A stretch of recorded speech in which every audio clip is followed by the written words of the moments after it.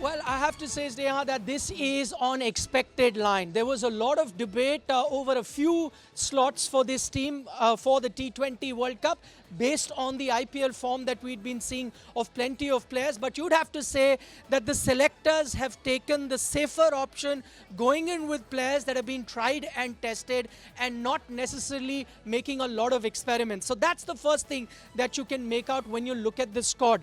The first major omission that I can see in the squad right now is the exclusion of a Rinku Singh. And why that is surprising is because he had been playing a very important role in the Indian T20 setup, that of being a finisher, that of being a very aggressive batter that was doing the job lower down the order, a very tough job at that. His name not being there is the first thing that really stands out. The other big debate was over the wicketkeeper slot, the wicketkeeper batter slot, and there were plenty of contenders. On last count, there were about 7 or 8 good contenders to be part of the squad. And then there was debate whether the Indian team will have 2 wicketkeeper batters in the 15 or just 1. Interestingly, they've gone with 2. That means they've gone up with a backup wicket-keeping option as well.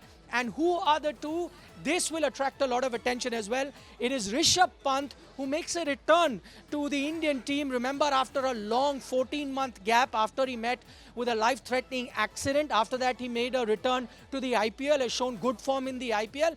Basis that, he returns to the Indian setup. Interestingly, before he had met with the accident, he was not part of the T20 setup. So in effect, it's his return to India's T20 setup.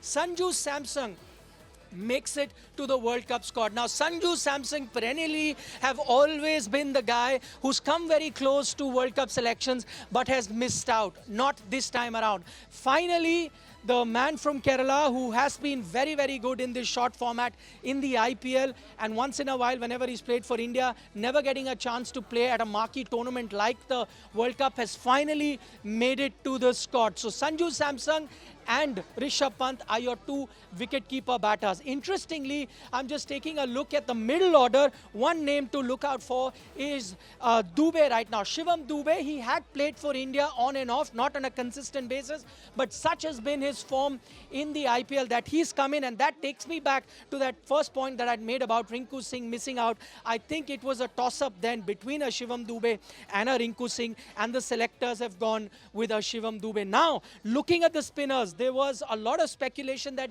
the Indian team might just take 3 spinners, 2 might play in the team, and then 1 maybe backup. But guess what? They've gone in with an extra spinner. That means 4 spinners in all. So you've got Akshar Patel, Ravindra Jadeja, 2 like-for-like sort of spinners in left-arm spinners. And then you've got a Kuldeep Yadav, who nobody had any doubt over whether he'll be part of the team or not, because he's been India's best spinner in all formats. So Kuldeep Yadav is there. Interestingly, Yuzi Chahal comes into the team. Remember, Yuzi Chahal was part of the last T20 World Cup, but after that had been out of favor with the Indian team, not playing a lot of T20 Is for the Indian team, but he makes a return. So 4 spinners is what the Indian team has gone with. 3 fast bowlers. Who are your 3 fast bowlers? I think this was one part of the selection that I don't think there was too much debate about. So your 3 fast bowlers are Jasprit Bumrah, Mohammad Siraj, and Arshdeep Singh. So these were pretty much on the expected line. The only one that could consider himself slightly unlucky not to make it is Avesh Khan. But Avesh Khan then is going to be traveling with the team as a traveling reserve, but not really in the team.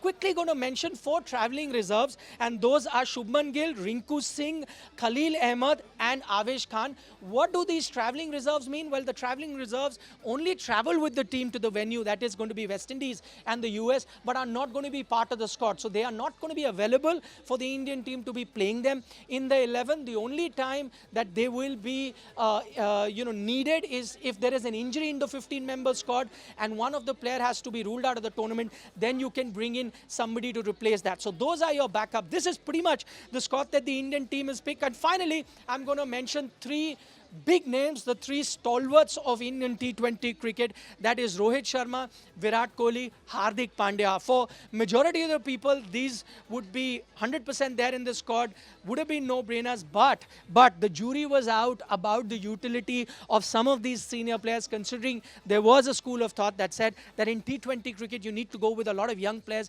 not necessarily the seniors.